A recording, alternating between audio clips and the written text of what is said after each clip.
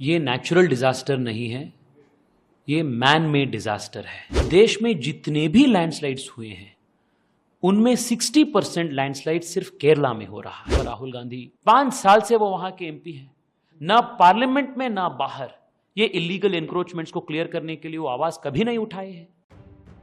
केरल के वायनाड में हुई भूस्खलन से तबाही के मामले में अब बीजेपी के नेता और सांसद तेजस्वी सूर्या का बयान सामने आया है।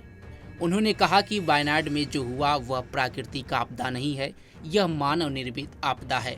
यह मैं नहीं कह रहा हूं, केरल के पारिस्थितिक विशेषज्ञ ऐसा कह रहे हैं। पिछले 5 से 6 सालों में देश में जितने भी भूस्खलन हुए हैं उनमें से 60% केवल केरल में हो रहे हैं। 2020 में केरल के आपदा प्रबंधन प्राधिकरण ने केरल सरकार को पूर्वी हिस्से की सभी अवैध बस्तियों में से 4000 परिवारों को हटाने के लिए कहा गया था। वायनाड के पश्चिमी घाट का ढलान, राहुल गांधी ने कभी इस पर सवाल नहीं उठाया। सुनिए बीजेपी के फायर ब्रांड नेता तेजस्वी सूर्या ने इस घटना को लेकर के और क्या कुछ कहा है। सर, वायनाड में जो हुआ है ये नेचुरल डिजास्टर नहीं है, ये मैन मेड डिजास्टर है। और ये मैं नहीं बोल रहा हूं, जो एक्सपर्ट्स हैं, इकोलॉजिकल एक्सपर्ट्स हैं, माधव गाडगिल जी से लेकर केरला के कई सारे जो इकोलॉजिकल एक्सपर्ट्स हैं वो लोग बोल रहे हैं। पिछले 5-6 साल में देश में जितने भी लैंडस्लाइड्स हुए हैं उनमें 60% लैंडस्लाइड सिर्फ केरला में हो रहा है। हर साल केरला में लैंडस्लाइड्स होते हैं। हर साल आम जनता, इनोसेंट जनता जो है, जो इनको इससे कनेक्टेड ही नहीं है, ये लोग उसमें उनका जान खो रहे हैं। 2020 में केरला के डिजास्टर मैनेजमेंट अथॉरिटी ने केरला सरकार को बोले थे कि आप वायनाड के वेस्टर्न घाट्स के ईस्टर्न स्लोप में जितने भी इलीगल इंक्रोचमेंट्स है, ऐसे 4000 परिवारों को तुरंत आप वहां से हटा दो। कुछ नहीं हुआ। उसके ऊपर राहुल गांधी कभी नहीं उठाए प्रश्न कांग्रेस सरकार के खिलाफ। लगातार पूरे वेस्टर्न घाट्स में केरला में कमर्शियलाइजेशन एक्टिविटीज चल रहा है।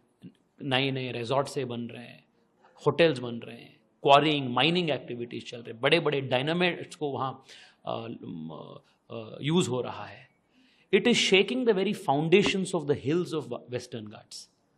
और 2011 में और 2013 में 2 पैनल्स ने इसके ऊपर स्टडी करके वहाँ के कमर्शियलाइजेशन को रेगुलेट करना है, बंद करना है, इलीगल क्वारिंग को, माइनिंग को बंद करना है, इलीगल इंक्रोचमेंट्स को आपको निकालना है, ये सिफारिश वहाँ भी किए थे। इसी साल जनवरी में IIT दिल्ली ने एक स्टडी करके वायनाड के 60% जमीन को high to very high risk ऐसे टिप्पणी करके they had also suggested for evacuation.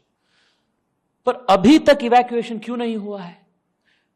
क्योंकि वहां के वोट बैंक पॉलिटिक्स के कारण से। और यह मैं नहीं बोल रहा हूं जी, आज के LDF सरकार के जो फॉरेस्ट मिनिस्टर है उन्होंने 2021 में केरला असेंबली में उन्होंने बोले थे कि that we are not able to evacuate, clear the illegal encroachments because of political pressure and pressure from religious groups. और राहुल गांधी वहां के MP होने के नाते 5 साल से वो वहां के MP हैं, ना पार्लियामेंट में ना बाहर ये इलीगल एनक्रोचमेंट्स को क्लियर करने के लिए वो आवाज कभी नहीं उठाए हैं। So what has happened today is a man-made disaster created because of illegal encroachment, rampant commercialization, quarrying, mining in an extremely sensitive ecological zone. The accountability has to be fixed, and in this case, it is the state government and the Congress party which is working in cahoots with it by not raising this issue. They are the reason for this. Let me also tell you, there was a Congress MP from Idukki, P.T. Thomas. He had raised this issue of the illegal encroachments. He said these illegal encroachments have to be removed. But nobody stood in his support. The Congress party also denied him a ticket the next time to contest elections. This is the reality. And today they are coming here and shedding crocodile tears. आपको बता दें कि आज संसद में भी ये मामला उठा और गृह मंत्री अमित शाह ने भी केरल के इस मुद्दे का जिक्र किया और जिस तरह से हादसा हुआ है सरकार पर आरोप लगाया कि 23 जुलाई को ही पहले चेतावनी केंद्र सरकार की तरफ से दे दी गई थी। वहीं आपको बता दें कि वायनाड में हुए इस त्रासदी में अब तक 158 लोगों की जान जा चुकी है और अभी भी राहत बचाव कार्य जारी है। इस खबर पर आपकी क्या राय है, कमेंट बॉक्स में जरूर बताएं। तमाम खबरों के लिए जुड़े रहें हमारे साथ और देखते रहें पंजाबकेसरी.com। धन्यवाद।